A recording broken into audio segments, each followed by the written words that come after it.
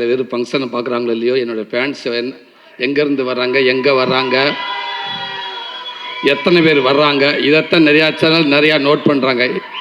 நான் வந்து யாரையும் கண்டுபிடிச்சி இவங்களுக்கு நான் தான் வாழ்க்கை கொடுத்தேன், இவங்களை நான் தான் ரெடி பண்ணேன், அந்த மாதிரிலாம் நான் சொல்ல மாட்டேன்.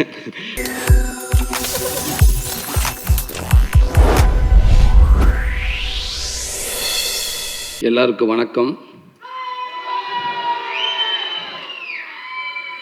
இன்றைக்கி முக்கியமான சேனலுக்கு நீங்கள் கண்டென்ட் ஆகிட்டீங்க. ஆமாம், ஒரு சில பேர் ஃபங்க்ஷனை பார்க்குறாங்களோ இல்லையோ, என்னோடய ஃபேன்ஸ் எங்கேருந்து வர்றாங்க, எங்கே வர்றாங்க, எத்தனை பேர் வர்றாங்க, இதைத்தான் நிறையா சேனல் நிறையா நோட் பண்ணுறாங்க. முக்கியமான செய்தியில் அன்றைக்கி வந்துக்கிட்டே இருக்குது, அதெல்லாம் விட்டு இதைத்தான் நோட் பண்ணுறாங்க. தம்பிகள் அவங்கள அப்படி தான் சொல்லிக்கிட்டு இருக்கிட்டே இருங்கடா. தேங்க்யூ தம்பிகளா, அன்பு தம்பிகளா. என்னோடய ஃபேன்ஸுன்னு சொல்லிட்டு எனக்கு 4 பேர் இருக்கப்போ எங்கேருந்து எல்லாருமே சென்னையிலேருந்து வந்துட முடியாது, 4 ஊர்லேருந்து வர முடியும். 4 ஊர்லேருந்து வரவன் பாத யாத்திரை வர முடியாது. அவன் பஸ்ஸுலேயோ பைக்லேயோ கார்லேயோ வரதான் முடியும். பஸ்ஸுலேருந்துலாம் வர்றாங்களா சூரிக்கு ஃபேன்ஸ் அப்படின்றாங்க. இப்போ நான் மதுரையிலேருந்து வரேன், பஸ்ஸில் வராமல் எதில் வருவேன்? அதனால் உங்களுடைய சப்போர்ட் இருக்கிற வரைக்கும் என்னோடய ரசிகர்கள் அதிகமாகிட்டே இருப்பாங்கன்னு நினைக்கிறேன். லவ் யூ தம்பிகளா, தேங்க்யூ. இப்படி ஒரு படத்துக்குள்ளே நான் இருக்கிறேன். எவ்வளவோ மேடைகள், எவ்வளவோ படத்தில் நடிச்சிருக்கோம். முடிஞ்ச அளவுக்கு அதுக்கான பாராட்டுகள் எல்லாமே நான் வாங்கியிருக்கேன், நான் நின்றிருக்கேன். ஆனால் இந்த படத்துக்கான பாராட்டுகள், இந்த படத்துக்கான மரியாதைகள், இந்த படத்தை பற்றி இங்கே தலை சிறந்த இயக்குநர்களை பேசுகிறப்ப உண்மைக்கு அவ்வளோ பெருமையாக இருக்குது, அவ்வளோ சந்தோஷமாக இருக்குது. ஒவ்வொரு டைமும் இந்த படத்தை பற்றி பேசுகிறப்ப, இந்த சூரியன் சொல்கிறப்ப இது உண்மைக்கே நான் தானே அங்கே உட்காந்துருக்கப்ப எனக்கே சிலுக்குது. இது எங்கேருந்து எவ்வளோ கற்றுக்கிட்டுன்னு எனக்கு தெரியலை, எவ்வளோ தூரம் என்னை கூட்டிகிட்டு வந்தாங்கன்னு தெரியலை. ஆனால் ஒன்று மட்டும் தெரியுது, என் ஆத்தாப்பை செஞ்ச புண்ணியம், இவ்வளோ பெரிய இயக்குநர்கள், இவ்வளோ பெரிய ரசிகர்கள், தயாரிப்பாளர்கள் என்னை கையப்பிடிச்சு கூட்டாந்து இன்றைக்கி என் அன்பு தம்பி தயாரிக்கிற இந்த கொட்டுக்கால் வரைக்கும் என்னை கூட்டியாந்து விட்டுருக்காங்க. அதுக்கு நான் ரொம்ப நன்றி கடமைப்பட்டிருக்கேன். இந்த படத்துக்குள்ளே வர காரணமாக இருந்த ராமண்ணே, அருண் விஸ்வா, உங்களுக்கு நான் பெரிய நன்றி சொல்லிக்கிறேன். கூழாங்கல் படத்துக்கு அளவு கடந்த ஒரு ரசிகனாக நான் இருந்தேன். ஆனால் அப்பேற்பட்ட இயக்குனர் படத்துக்குள்ளே திருப்பி இன்னொரு நடிகனாக கொண்டு வந்ததுக்கு அந்த இறைவனுக்கு நான் ரொம்ப நன்றி சொல்லிக்கிறேன். இந்த படத்தை அத்தனை பேரும் தலை சிறந்த இயக்குநர்கள் எல்லாமே அந்த தியேட்டரில் போட்டு காட்டுறப்ப அவ்வளோ பதட்டத்திலே இருந்து, எப்படி சமீபத்தில் அமெரிக்காவுக்கு போகிறப்ப அந்த வீசாவுக்கு போகிறப்ப ஒரு வாரமாக நான் தூங்கலை. கொண்டுட்டாங்க என்னைய, விட்டுருங்க நான் அந்த நாட்டுக்கே போகலடான்ட்டு. ஒருத்தன் ஃபோன் பண்ணிட்டேன், இங்கே பாரு இந்த கேள்வி கேட்பாங்க, இதுக்கு மட்டும் ஆம்னு சொல்லணும், இதுக்கு இல்லைன்னு சொல்லணும், மற்ற எதுவும் கேட்கவே மாட்டாங்க. திருப்பி ஒன்றருக்கு ஒருத்தர் ஃபோன் பண்ணார், அதெல்லாம் இல்லை, இந்த கேள்வி கேட்பாங்க, இதுக்கு நீங்கள் எஸ்ன்னு சொல்லணும், இதுக்கு நீங்கள் நோன்னு சொல்லணும், வேறு எதுவும் செய்யக்கூடாது அப்படின்னு சொன்னாங்க. ஃபங்க்ஷனுக்கு அப்புறம் எங்கன்னு கேட்டால் ஆமான்ட்டாங்க. வருமா சம்பளம் உங்கள் பேமெண்ட்டுக்கு கேட்டால் இல்லைன்னு சொல்லணும். இப்படி நிறைய விஷயம் சொல்லுவேன், மறந்துடுவேன். அவங்க சொல்லி கொடுத்த 1/2 மணி நேரத்தில் இன்னொருத்தனை மாற்றி விட்டு போயிடுவேன். இவன் சொன்ன மறந்துடுவேன். இந்த 5 நாள் 4 நாள் ஆச்சு, 3 நாள் ஆச்சு, 2 நாள் ஆச்சு, 1 நாள் ஆச்சு. அன்றைக்கி நைட்டு ஃபுல்லாக தூங்கலை. காலையில் எந்திரிச்ச காலையில் ஏறி உட்காந்து பதட்டத்தோட உச்சமாகவே இருந்தேன். அதே அந்த ஒரு வாரம் பேசின 10 பேர் இங்கேருந்து ஒரு 1/2 மணி நேரத்துக்குள்ளே பேசுகிறாங்க, மாற்றி தலைவா விட்டுருங்க தலைவா, டோட்டலாக மறந்துருச்சு, நானாக போய் நின்றுவேன் தலைவா, என்னை தேவை கேட்கட்டுன்னு சொல்லியிருக்கல. அங்கே ஒரு கண்ணாடி இருக்கும், கொட்டி போவாங்க, 3 அடிக்கு தள்ளி நிற்கணும், அந்த பக்கம் ஃபர்னஸ் இருப்பாங்க, நீங்கள் எங்கே போகிறீங்க, எதுக்காக போகிறீங்க, ஃபெட்னாவா எல்லாம் கேட்பாங்க. சொல்லி பதட்டத்தை உச்சமாக போச்சு. அங்கே போய் அப்படியே நின்று என்ன பேசணும்னு தெரியலை. எனக்கு முன்னாடி ஒரு நல்ல பயங்கரமாக பில்லியன்ட்டான ஒரு அம்மா போய் நின்றுச்சு. அவங்க கேட்குற கேள்விக்கு அது பயங்கரமாக ஒரு மாதிரி பதட்டமாகிருச்சு. நான் அப்பயே முடிவு பண்ணிட்டு, இந்த அம்மாவே போல் பதறுது, நம்ம வந்துட்டு ஒரு செகண்டில் வெளில தூக்கிப்பட்டு போயிடுவாங்க நம்ம பையில் அப்படின்னு நினச்சேன். 4 வார்த்தை கேட்டாங்க. அவங்க சொன்ன மாதிரி கரெக்டாக ஆமான்ட்டேன். ஆமாம் எஸ் ஃபங்க்ஷனுக்கா yes, payment no yes, okay thank you அப்படின்ட்டாங்க. கடவுளே அப்படின்னு அந்த பதட்டம் மாதிரி எனக்கு இத்தனை இயக்குனர் அன்றைக்கி படம் பார்க்குறப்ப அவ்வளோ பதட்டமாக இருந்துச்சு. இவங்கெல்லாம் படம் பார்த்துட்டு என்ன சொல்ல போகிறாங்களோ அப்படின்னு நினச்சேன். அத்தனை பேரும் அன்றைக்கி அவ்வளோ சொன்னாங்க. பிசி ஸ்ரீராம் சார்லேருந்து அவ்வளோ பேர் அவ்வளோ சொன்னாங்க. இன்றைக்கி தலை சிறந்த இயக்குநர்கள் சினிமாவை இன்றைக்கும் சரி எடுத்து பார்த்தா முக்கியமான இயக்குநர்கள் இருக்கிற அத்தனை பேரும் இங்கே இருக்காங்க. அவங்களுடைய மிகப்பெரிய ஆசிரியர்கள், ரைட்டர்கள், நல்ல பார்வையாளர்கள், நல்ல படைப்பாளிகள். அவங்க படம் பார்த்துட்டு இந்த படத்தை இவளுக்கு சொல்கிறப்ப தெரியல, இதை விட எனக்கு வேறு என்ன வேணும்னு தெரியலை. கண்டிப்பாக எனக்குன்ற தாண்டி இந்த மக்கள் நீங்கள் கொண்டு போய் கண்டிப்பாக அவங்க சொல்ல எல்லாமே உண்மை. ஏன்டா ஒவ்வொரு ஆடியோ ஃபங்க்ஷனுக்கு வர்றப்ப அந்த படத்தை பார்த்துருக்க மாட்டாங்க. ஆனால் ஓரளவுக்கு அந்த இயக்குனர் படைப்பை வச்சு சொல்லுவோம். ஆனால் இந்த படத்தை இன்றைக்கி பேசினவங்க அத்தனை பேருமே இந்த படத்தை பார்த்துட்டாங்க, பார்த்துட்டு எவ்வளோ சொல்கிறாங்க. அதனால் நான் இந்த படத்தை கொண்டு நல்ல விதமாக சேர்த்துன்னு நம்புகிறேன். கண்டிப்பாக இந்த படம் எல்லாத்துக்கும் பிடிக்கும். மிஸ்கின் அண்ணன் சொன்ன மாதிரி இன்றைக்கி ஃபுல்லாக ட்ரெண்டிங் அதான் நினைக்கிறேன். அண்ணன் அவ்வளோ விஷயங்களும் சொன்னார், அது சொன்னது அத்தனையுமே உண்மை. அவர் இதை விட இன்னும் அதிகமாக அந்த படத்தை அன்றைக்கி பேசினாங்க. ரொம்ப ரொம்ப சந்தோஷனே தம்பி வினோத், ரொம்ப நன்றிங்க தம்பி. ஆமாம், தேனி பக்கம் பொள்ளாச்சி மதுரை இப்படி போயிட்டு இருந்த என்ன கொண்டு போய் இப்படி நாடு கடந்து பூரா போய் பெர்லின் எங்கெங்கேயோ கூட்டு போனீங்க தம்பி. எல்லா நாட்டும் கூட்டு போயிட்டே இருக்கீங்க. இன்னும் நாளெல்லாம் இந்த நாடை ஃபுல்லாக இந்த ஒரு படத்தை வச்சு நீங்கள் சுற்றிடுவீங்கன்னு நினைக்கிறேன். பெர்லினில் போய் அவ்வளோ சந்தோஷமாக இருக்கப்போ எங்கள் அம்மா ஃபோன் பண்ணாங்க, எங்கடா இருக்குன்னு கேட்டாங்க. அம்மா பெர்லினில் இருக்குமாண்டு. அது யார் அப்படின்னாங்க. இல்லைம்மா பெர்லின்மா நாடுமா, அது வெளிநாட்டில் இருக்குமா, இங்கே இருக்குமா, இந்த அவார்டுக்காக வந்திருக்குமா. சரி சரி பார்த்துருப்பு பஸ் வரப்போ பார்த்து குறுக்க முறுக்க போகாத, கவனமாயிரு அப்படின்ட்டுச்சு. என்ன வேணுமான்னு கேட்டேன். கோடாலி தையில் இருந்தால் வாங்கிட்டு வாடா, முட்டி வலிக்குதுடா அம்மாவுக்குட்டுச்சு. அவ்வளவுதான். அந்த தாய்க்கு அதான் தெரியும், அதுக்கு வேறு எதுவுமே தெரியாது. கேட்டோம்னா ஒரு தையில் எங்கேயும் என் தேவை வாங்கிட்டு வாங்கடான்ட்டு, இல்லாட்டா டார்ச் லைட் வாங்கிட்டு வாங்கடா, நைட்டில் கரண்ட் போச்சுன்னா வீட்டில் அடித்து பார்க்க முடியலை. இது தான் கேட்கும். இன்றைக்கி அவ்வளோ பெருமை இருக்குது. தேங்க்யூ தம்பி. இப்படி படத்தை கொடுத்த என் அன்பு தம்பி சிவகார்த்திகேயன், உங்கள் கூட வந்து தோத்தா தெரு கோடி இன்னும் பல படங்களும் உங்கள் கூட நடிச்சிருக்கேன். எனக்கு குழந்தைகள்லேருந்து நிறையா ரசிகர்கள் இருக்காண்ட கண்டிப்பாக நான் அடுத்து சொல்லுவேன். அதில் ஒரு 80% நான் உங்கள்கிட்ட எடுத்திருக்கேன்னு சொல்லலாம். அதான் உண்மை. உங்களுக்கு வந்து அந்த ரசிகர்கள்ட எனக்கு அவ்வளோ பேர் எனக்கு இருக்காங்க. என் அன்பு தம்பி, அதுவும் நீங்கள் எடுத்த படத்துக்குள்ளே நானே கதை நாயனாருக்கு நினைக்கப்போ ரொம்ப பெருமையாக இருக்குது. தேங்க்யூ தம்பி, லவ் யூ தம்பி. மிஸ்கின் அண்ணன் சொன்ன மாதிரி இந்த மாதிரி நீங்கள் நினச்சதே பெருமை தம்பி. தேங்க்யூ அண்ணா பேனா. ரொம்ப சந்தோஷம். உங்களுக்கும் தலை சிறந்த ஒரு அற்புதமான ஒரு நடிகை. ஆனால் என்ன நீங்கள் நடிக்கிற பார்க்கவே முடியலை. ஏன்னா அப்படியே இயல்பாகவே இருக்கீங்க நீங்கள் ஃபுல்லாக. அதே தான், ஒரு டைலாக் கூட பேசாமல். நான் வினோத்திட்டா தான் கேட்டேன், நான் டைலாக் பேசணும் ஓகே, அப்பப்போ கூப்பிட்டு கேட்குறேன். அவங்களே உங்களை கூப்பிட்டு ஓயாமல் கழிட்டே இருக்காங்கன்னு. இல்லைண்ணே, இந்த இடத்துல இந்த மூடுக்கு நான் எப்படி இருக்கணும், இந்த இடத்துல நான் என்ன ரியாக்ட் பண்ணணும். அவர் அங்கேருந்து நடந்து வர்றப்போ என்னுடைய கவனம் நான் அங்கே இருக்கணும், ஆனால் என் கவனம் அவன் மேலே இருக்கணுமா, இல்லை எங்கள் அம்மா மாதிரி இப்படி ஒரு விஷயத்தை அவங்க கேட்குறாங்கன்னு சொன்னாங்க. உண்மைக்கு சூப்பர். அதே அவ்வளோ இடத்துல நீங்கள் இருக்கீங்கன்னு நினைக்கிறேன். ரொம்ப சந்தோஷம். இந்த படத்தில் ஒர்க் பண்ண அத்தனை பேருக்கும், அத்தனை பேர் மதுரை நடிகர்கள் அவ்வளோ பேருக்கும் என்னோட மனமார்ந்த நன்றியை தெரிவிச்சுக்கணும். இப்படி நல்ல வாய்ப்பு கொடுத்தது என் அன்பு தம்பிக்கு ரொம்ப ரொம்ப நன்றி. தேங்க்யூ தம்பி. தேங்க்யூ தம்பி. இங்கே வந்து இந்த விழாவை சிறப்பான ஒரு விழாவை ஆக்குனது மட்டும் இல்லாமல் மனசுலேருந்து அவ்வளவையும் பாராட்டுகளாக கொடுத்த எனக்கு பிடித்த இயக்குனர்கள் எல்லாருக்கும் வணக்கம், நன்றி.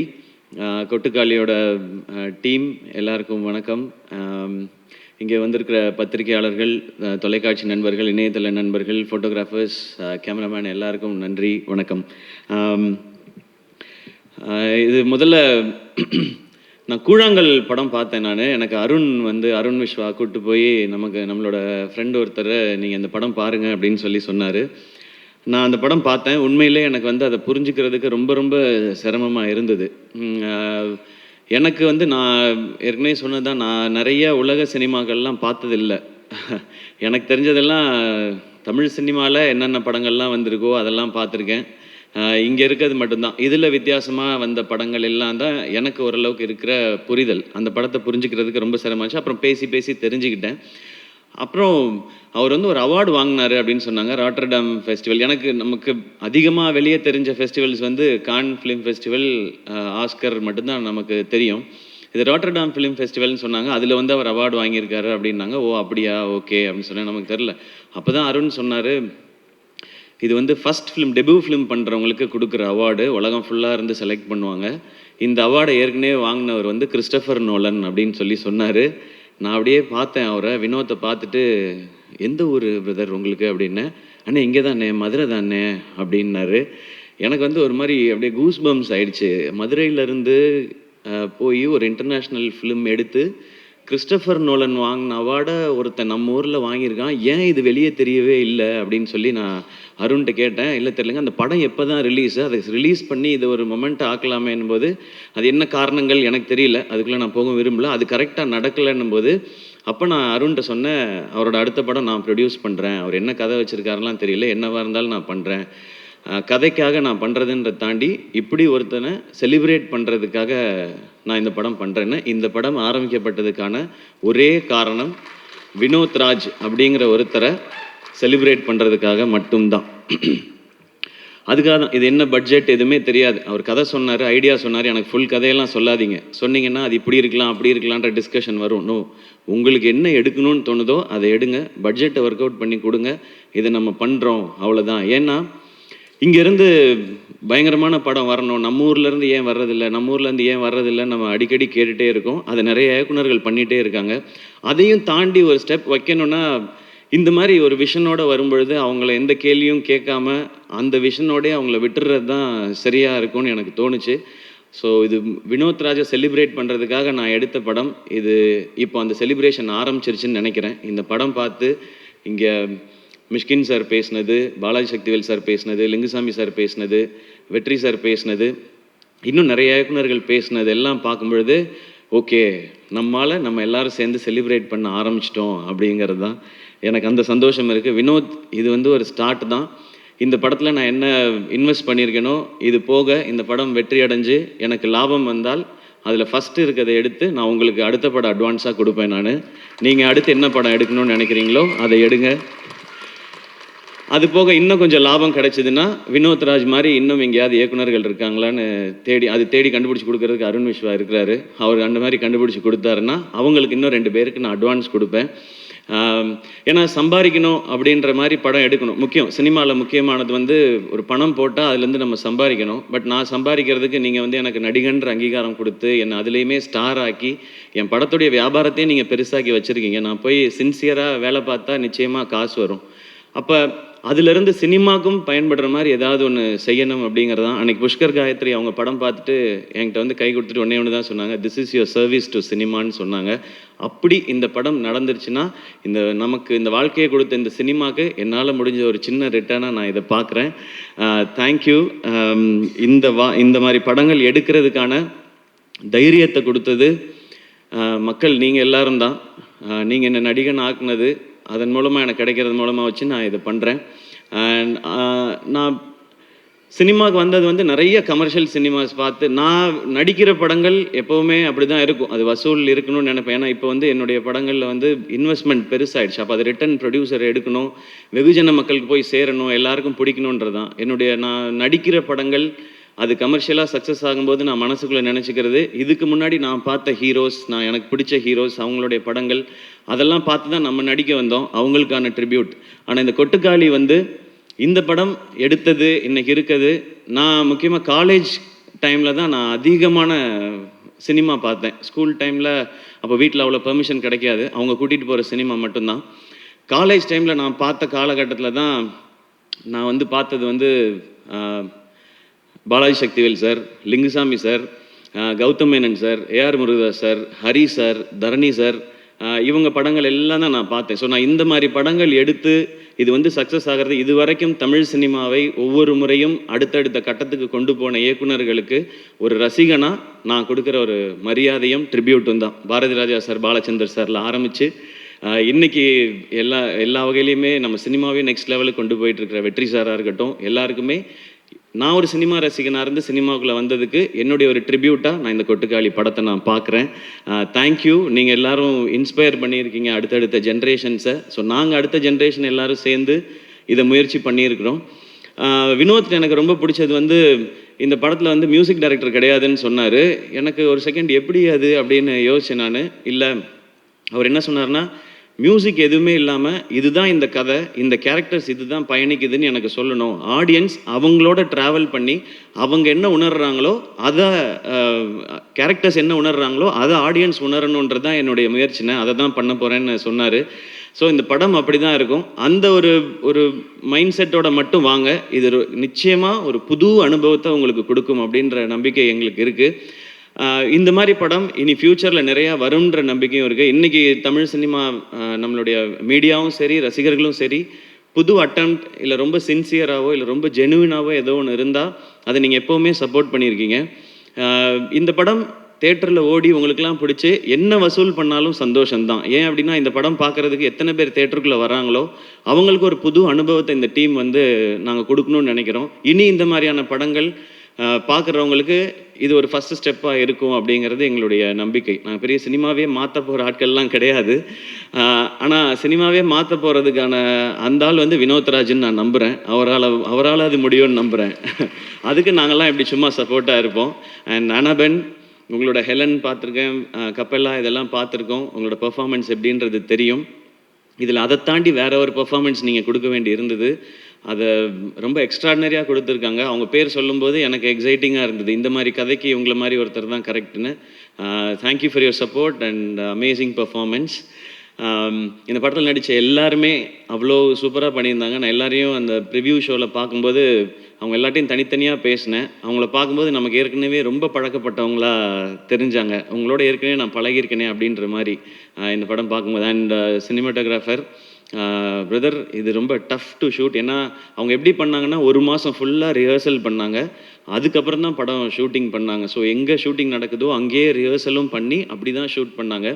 அண்ட் சிங் சவுண்டு அங்கேயே பேசி, இது நாங்கள் சில இதெல்லாம் நிறையா நானும் சூரியனுமே நிறையா பண்ணியிருக்கோம். டப்பிங்கில் கரெக்ட் பண்ணுறது அப்படின்னு சொல்லி, இங்கே விட்டோம்ப்பா டப்பிங்கில் பார்த்துக்கலாம்ப்பா அப்படின்னு இப்போ நிறையா அப்படி தான் போகுது. பட் அப்படி பண்ண முடியாது இந்த படம். ஸோ ரொம்ப மெட்டிகுலஸாக வேலை பார்க்கணும். ஒரு ஃபஸ்ட்டு ஷாட் ஒன்று இருக்குது படத்தோட ஆரம்பத்தில். அதை எடுத்தது எப்படின்றத நம்ம ஃபஸ்ட்டு தோணலை. அதுக்கப்புறம் நான் கேட்டேன். ஏன்னா ஒரு பெரிய இடத்த கிராஸ் பண்ணி நடந்து போகணும்.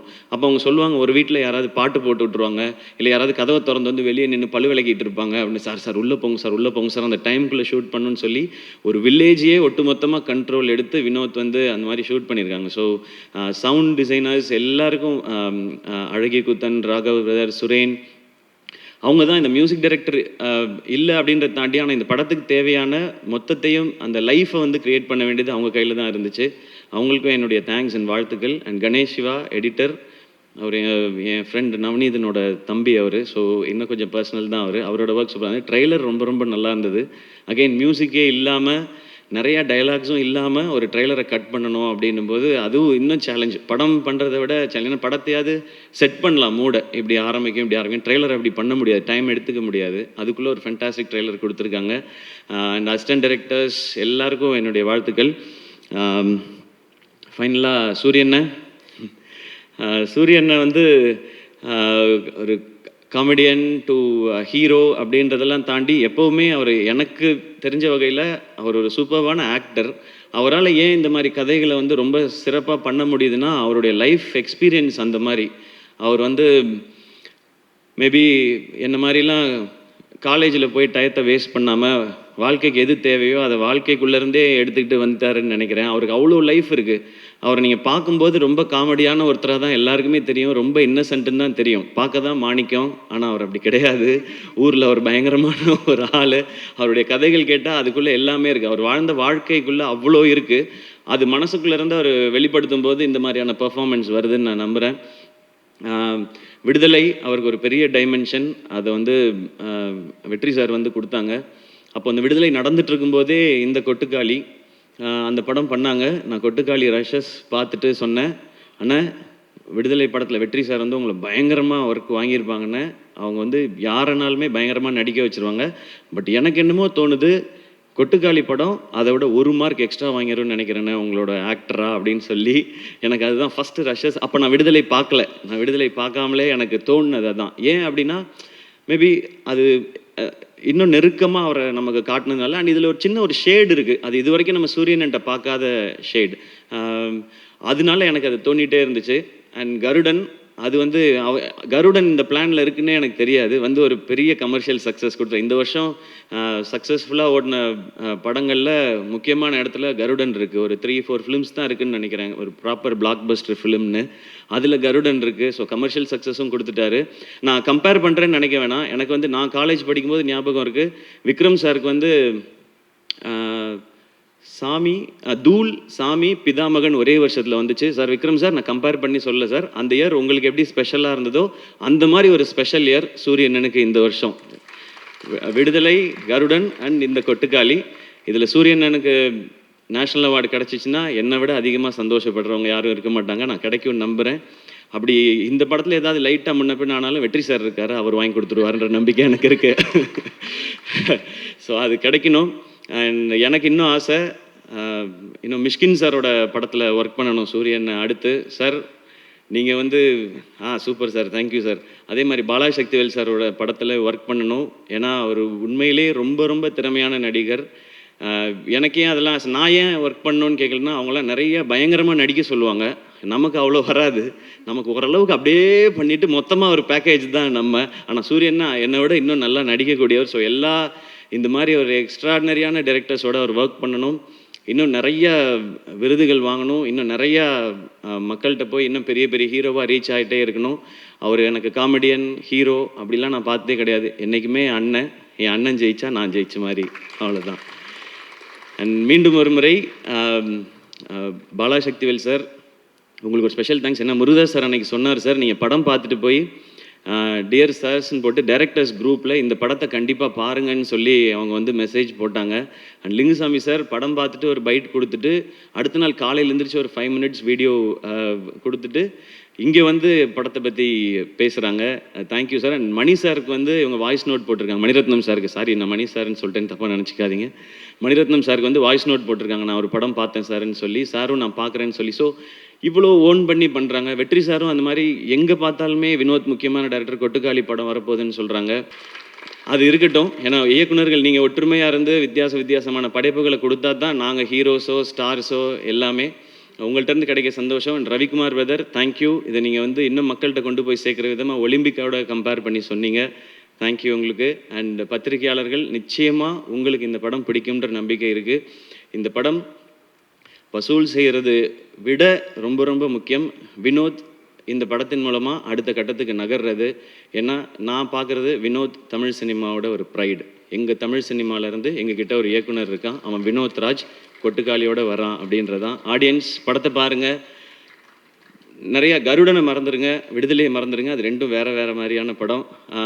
இது வித்தியாசமான ஒரு அனுபவத்தை நிச்சயம். இந்த வித்தியாசமான வார்த்தையை ரொம்ப நானே நிறையா பயன்படுத்திட்டேன் என்னுடைய படங்கள்லேயே. இது ஒரு வித்தியாசமான படம் அப்படிலாம். இது எந்த வித்தியாசமானதுன்னா, இது ஒரு புது எக்ஸ்பீரியன்ஸ். அதான் சொல்ல தெரியுது. நம்ம இது வரைக்கும் போகாத ஏதாவது ஒரு தீம் பார்க்குக்கு போனோம், அது எப்படி இருக்குன்னே தெரியாமல் நம்ம போனோன்னா அது ஒரு அனுபவம் கொடுக்கும் இல்லையா? அந்த மாதிரியான அனுபவத்தை இது கொடுக்கும்னு நான் நம்புகிறேன். இதுக்குள்ளே எல்லாமே பேசியிருக்காரு வினோத். எல்லா வகையான அரசியலும் பேசியிருக்காரு. ஆனால் எதையும் கருத்தாக திணிக்காமல் கதையோட்டத்தில் கேரக்டர்ஸோட இயல்புலேயே சொல்லியிருக்காரு. இந்த படத்தை நீங்கள் சப்போர்ட் பண்ணிங்கன்னா நிச்சயம் கொட்டுக்காளி மாதிரி இன்னும் எஸ்கே ப்ரொடக்ஷன்ஸ்லேருந்து நிறைய படைப்புகள் வரும். நிறைய இயக்குனரை உங்களுக்கு அடையாளப்படுத்த, நான் வந்து யாரையும் கண்டுபிடிச்சி உங்களுக்கு நான் தான் வாழ்க்கை கொடுத்தேன், இவங்களை நான் தான் ரெடி பண்ணேன், அந்த மாதிரிலாம் நான் சொல்ல மாட்டேன். ஏன்னா என்னை அப்படி சொல்லி பழகிட்டாங்க, நான் தான் வாழ்க்கை கொடுத்தேன்னு. அந்த மாதிரி ஆள் நான் இல்லை. எனக்கு இது ஒரு சின்ன ஒரு இன்ட்ரடியூஸ் பண்ணுவோம்ல, இங்கே பாருங்கள் இவங்க தான் என் ஃப்ரெண்ட் அப்படின்னு சொல்லுவோம்ல, அந்த மாதிரி வேலைகளை அதுவும் நீங்கள் கொடுத்த இந்த ஆக்டர்ன்ற இந்த பொசிஷன்லேருந்து இதை கரெக்டாக யூஸ் பண்ணி பண்ணணும்னு நினைக்கிறேன். இது வெற்றி அடைந்தால் இந்த மாதிரி முயற்சிகள் இன்னும் தொடரும். மீண்டும் மறுமுறை எல்லாருக்கும் நன்றி அண்ட் லவ் யூ ஆல்.